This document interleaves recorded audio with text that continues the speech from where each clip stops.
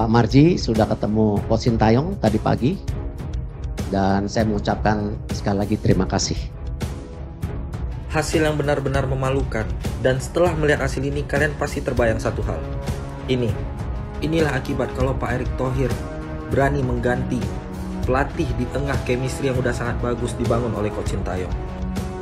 Coba lu bayangin, pelatih lagi pada berproses, lagi bagus-bagusnya bisa tahan imbang langganan Piala Dunia, malah dipecat. Gak habis pikir gue maunya kemana nih arah PSSI.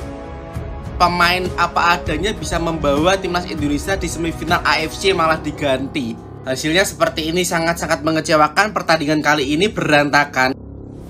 Timnas Indonesia bahwa hari ini kita telah dipecundangi oleh Australia. Tentunya ini kesalahan besar dari manajemen PSSI kita yang kurang beres. Saya sarankan Pak Erick Thohir segera mengundurkan diri daripada diturunkan. Pak Marji sudah ketemu Coach Sintayong tadi pagi, dan Coach Sintayong sudah menerima surat menyuratnya. Nanti tentu ada proses yang berikutnya mengenai hubungan kita yang sudah berakhir, dan saya mengucapkan sekali lagi terima kasih. Timnas Indonesia bahwa hari ini kita telah dipecundangi oleh Australia. Tentunya ini kesalahan besar dari manajemen PSSI kita yang kurang beres. Saya sarankan Pak Erick Thohir segera mengundurkan diri daripada diturunkan. Ganti Towel jadi ketua PSSI. Jadi kita lihat kartel Indonesia. Oke? Timnas Indonesia dibantai sama negeri kangguru. Sekarang ngerti kan kenapa Coach Sintayong itu main bertahan kalau lawan tim-tim yang langganan Piala Dunia. Buktinya kemarin sempat tuh kita bisa nahan imbang Australia 0-0. Sekarang malah dibantai 5-1. Ya kalau gue sih nggak nyalain pemainnya, karena memang mereka tuh udah top banget menurut gue.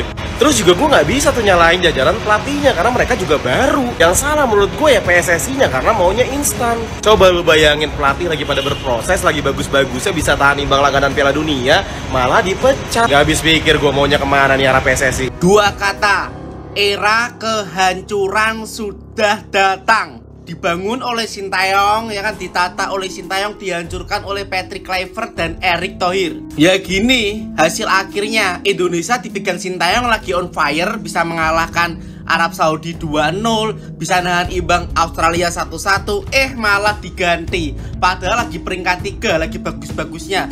Dan diganti sama pelatih yang minim banget pengalaman di timnas. Kalian tahu kan hasilnya sekarang apa? Timnas Indonesia dibuat bantai-bantaian. Kalau seperti ini yang salah siapa? Patrick Kluivert atau Erick Thohir? Menurutku pribadi yang salah Erick Thohir karena mengganti pelatih terbaik se-Asia Tenggara. Penggantinya yaitu Patrick Kluivert yang minim banget pengalaman. Pelatih seperti ini sudah membangun Indonesia. Pemain apa adanya bisa membawa timnas Indonesia di semifinal AFC malah diganti. Hasilnya seperti ini sangat-sangat mengecewakan. Pertandingan kali ini berantakan. Guys, lihat nih, 5-1 kita kebantai. Makan tuh Total Football. Makannya tahu diri, udah tahu kualitas pemain kita memang cocoknya pakai strategi STY, bertahan dengan kuat dan menyerang untuk menghabisi lawan. Ini main Total Football, lu lihat 5-1. Ngapain ganti pelatih kalau kayak gini? Hah? Bener-bener kecewa gua. Udah nggak ada proses-proses karena STY lu berhenti di tengah jalan, men. Aduh, sakit mata gua nontonnya. Kacau. Kalau menurut kalian gimana? Aduh, lemes pak. Lemes. 5-1 loh. 5-1. Di GBK 0-0. Di Sydney, Australia 5-1 dibantai. Sebelum kita mulai, gue pengen nanya dulu nih. Ini bukan menggiring atau apa ya. Mungkin ternyata strategi bertahan itu tidak terlalu buruk ya. Terutama melawan tim sekelas Australia. Strategi bertahan bukanlah strategi yang buruk sih menurut gue. Halftime timnas Indonesia udah ketinggalan 3-0 atas Australia guys. Momentum timnas kita benar-benar hilang setelah Kevin Dix gagal mengkonversikan penalti. Ini pertandingan benar-benar kita diajak terbang tinggi terus jatuh sejatuh-jatuhnya guys. Awal permainan main bagus, main enak, dapat penalti, sayang penalti nggak masuk. Kayaknya situ drop banget mental, benar-benar drop, momentum hilang, main jadi hancur berantakan. Terlepas dari performa timnas kita yang hancur, Ole Romani menurut gue emang benar-benar pemain yang sangat-sangat berkelas. Kan gue bilang, feeling kuat banget kan Ole bakal cetak gol di laga ini. Ole bermain benar-benar Spartan, all out banget sampai habis, sampai akhirnya dia pun mencetak gol. Tapi sayang, yang lain pada underperform. Gue nggak mau komentar banyak-banyak. Gue pengen mempersilahkan teman-teman aja deh. Coba menurut kalian komentarnya nih, apa sih sebenarnya yang salah? Apa yang harus diperbaiki? Kira-kira buat lawan Bahrain nanti, apa aja yang harus diperbaiki? Yuk, kalian komen aja yuk, daripada gue yang komen ya kan? Yuk kita komen. Let's go. Lihat hati timnas pengen nerapin total football, lama-lama gagal total teman-teman. Teman-teman pecinta timnas yang lagi hancur hatinya, yang belum follow Arif Golang, di follow dulu ya, di follow. Jangan nonton doang. Let's go, kita lanjut. Bener-bener kita dihancurkan sama ekspektasi kita yang terlalu tinggi.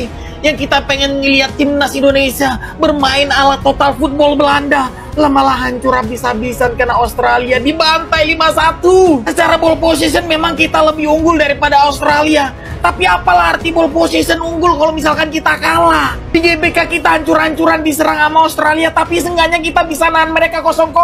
Australia di pertandingan ini benar-benar nunjukin ke kita kalau sebenarnya bermain total football, agresif, atraktif, proaktif, itu gak melulu menang. Bener kata si Pangeran Siahaan itu teman-teman ya, tidak ada hadiah buat permainan sepak bola yang cantik. Dengan hasil ini Indonesia langsung longsor ya dari peringkat ketiga langsung ke peringkat kelima, dan berpotensi jadi juru kunci kalau misalkan si Cina bisa berhasil menang atau nggak seri lawan Arab Saudi. Tapi tetap tenang abangku, peluang Indonesia untuk masuk ke Piala Dunia masih tetap ada ya abangku ya.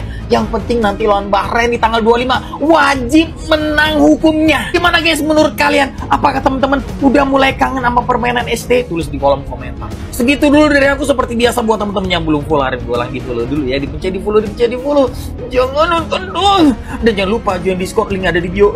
Timnas Indonesia terbantai. Hasil yang benar-benar memalukan. Dan setelah melihat hasil ini, kalian pasti terbayang satu hal. Inilah akibat kalau Pak Erick Thohir berani mengganti pelatih di tengah chemistry yang udah sangat bagus dibangun oleh Coach Sintayong. Dan sangat jelas di pertandingan ini, Patrick Kluivert terlalu pede bermain terbuka melawan tim langganan Piala Dunia. Sangat berbeda dengan Coach Sintayong, yang meski dia nggak bisa bahasa Inggris, tapi dia sangat memahami kapasitas pemain yang ada dan memahami kapasitas pemain lawan. Dan setelah kekalahan yang memalukan hari ini, akhirnya kita baru sadar kenapa Coach Sintayong selalu bermain counter attack dan bermain 5 back. Ya, karena inilah alasannya. Dan orang yang paling bertanggung jawab atas kekalahan memalukan hari ini adalah Pak Erick Thohir. Gak ada alasan dengar statement beliau, saya harus mundur, saya akan mundur.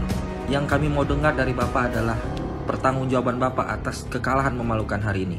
Inikah yang maksud Bapak pelatih terbaik yang akan mengantarkan timnas Indonesia untuk lolos ke Piala Dunia?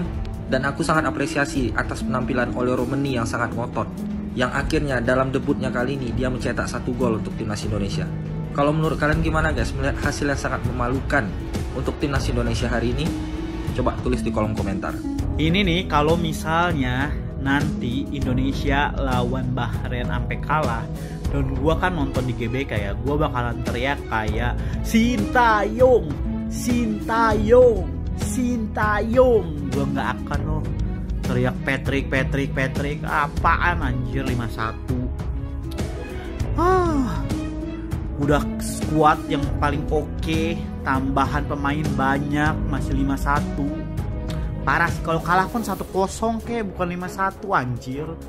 Kesel gua. Nah, awas aja nih kalau misalnya nanti tanggal 25 gua nonton di GBK Indonesia Bahrain sampai kalah lagi nih. Gua mau teriak Sintayong. Ini gue langsung dari GBK ya, ini masih ramai banget di sini. Lu udah pada lihat juga 2 kali golnya itu dari crossing corner ya. Nanti untuk review yang lebih proper mungkin malaman atau besok. Tapi ada satu fun fact yang mau gue kasih tahu kalian, boy. Mungkin lu yang datang di nobar di sini atau lu nobar dimanapun. Di sini ketika kameramen nyorot Kluivert, itu supporter tuh nyorakin kayak Kluivert Ya berarti dengan hasil 5-1 ini ya berarti gue yakin 99% ya penonton timnas itu masih belum bisa menerima kehadiran seorang Kluivert. Ini gue nggak bohong ya boy, lu boleh tanya orang-orang yang datang nobar yang beneran dukung timnas, bukan buzar-buzar 700, oke? Nih lu tanya temen gue nih kalau nggak percaya, gimana tanggapan lu sama permainan Kluivert? Aduh, berantakan defense-nya. Kalau lu gimana Dar? Parah cok, bener-bener disorakin terus sama penonton di sini cok. Jadi bukan gue yang nggak bisa move on dari Sintayong, tapi emang hasil kita jauh banget dari harapan ya. So menurut kalian boy, terkait dengan hasil dari timnas kita yang kocak ini, tulis di bawah ya. Terima kasih buat jangan lupa follow kami timnas selanjutnya. Bye. Buruk, hasil yang buruk. Indonesia terbantai. Indonesia kalah 5-1 oleh Australia. Indonesia terbantai 5-1 dan hanya bisa membalas lewat gol oleh Romeni. 1 gol, tapi gol yang cantik, dingin. Dari hasil yang buruk ini kita bisa melihat ada peluang kita punya striker baru yang keren dari sosok Ole Romeni. Ole Romeni bermain cukup impresif dari menit pertama, membuka ruang di kanan, di kiri, membuat dribble, membuat tusukan-tusukan ke kotak penalti. Wajar sekali Ole Romeni menjadi pemain timnas Indonesia yang terbaik bermainnya pada sore kali ini. Bahkan menurut SofaScore, Ole Romeni dapat rating hijau guys, 8.0, dan rata-ratanya hanya 6,4 pemain timnas Indonesia. Yang sangat disoroti adalah kemampuan kita mengantisipasi bola-bola mati. 2 gol Australia dari corner, kita tidak bisa menggagalkannya. Begitu juga dengan memanfaatkan bola-bola mati, free kick, corner, tidak ada satupun yang berbuah gol. Padahal kita juga memiliki banyak peluang. Terlepas dari itu, lini tengah, lini belakang kali ini kurang sekali guys. Lini depan hanya Ole yang bisa dibilang bermain cukup impresif. Menurut kalian, apa yang perlu diperbaiki untuk pertandingan nanti melawan Bahrain? Komentarnya sikat. Please, nanti pas lawan Bahrain jangan kayak gini. Masalahnya gua nonton ke GBK, kalau misalkan sampai kalah, aduh gua nggak mau sakit hati. Menurut gua ya, ini opini gua, mungkin opini kalian berbeda-beda ya. Kita itu tadi kehilangan mental kita itu down ketika sudah ketinggalan 2-0 ya. Kita punya kesempatan pertama tuh nendang penalti, tapi gagal dimanfaatin sama Kevin Dix. Waktu kita dapat penalti itu semangatnya membara, yang entah itu dari penonton, entah itu dari para pemain. Ternyata gagal dimanfaatin sama Kevin Dix, dan ternyata kita digolin pertama oleh Australia lewat penalti, dan gak lama kemudian gol lagi ya. Gara-gara apa? Ya karena kita main press terus ya, akhirnya keluar dari posisi, backnya pada maju, diumpan lambung, selesai. Martin Pas gak bisa save. Udah deh, dari situ menurut gua permainan kita mulai kacau. Padahal di awal-awal laga itu kita menguasai pertandingan, bagus mainnya. Benar, pas udah 2-0 udah deh. Pas half time 3-0 udah, gua udah nggak nonton lagi.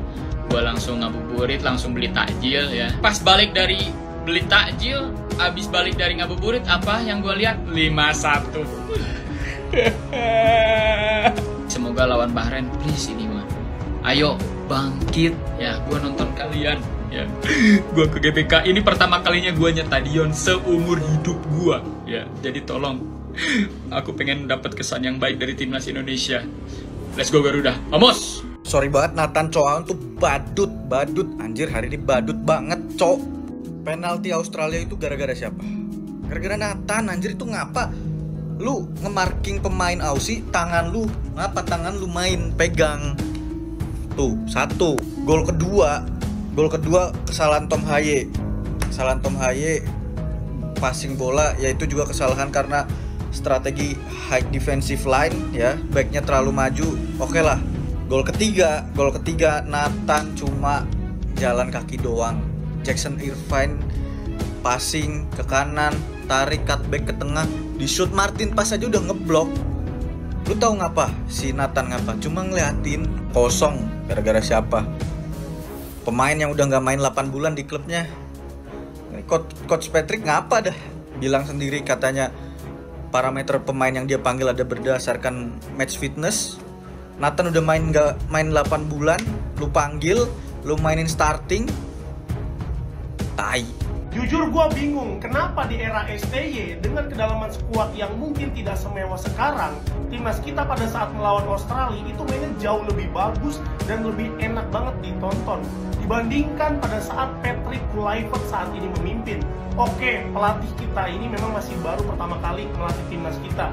Mungkin chemistry-nya belum dapat, tapi dengan kedalaman skuad yang ada, seharusnya mungkin tidak sampai babak belur 5-1 di kandang Australia. Dengan hasil ini timnas kita memang masih punya kans untuk bisa lolos ke putaran Piala Dunia selanjutnya. Walaupun langkahnya memang nggak gampang, cukup berat memang, tapi nggak ada yang nggak mungkin. Kita doain timnas kita mampu bangkit. Jujur gue seneng banget sama striker baru kita, Ole Romeni, yang mainnya bagus banget. Ini bener-bener striker yang kita butuhin. Kualitasnya bener-bener sangat pas untuk timnas kita di masa yang akan datang. Gimana nih menurut kalian, tanggapan kalian tentang kekalahan timnas kita pada hari ini? Coba kalian tulis di kolom komentar. Dadah!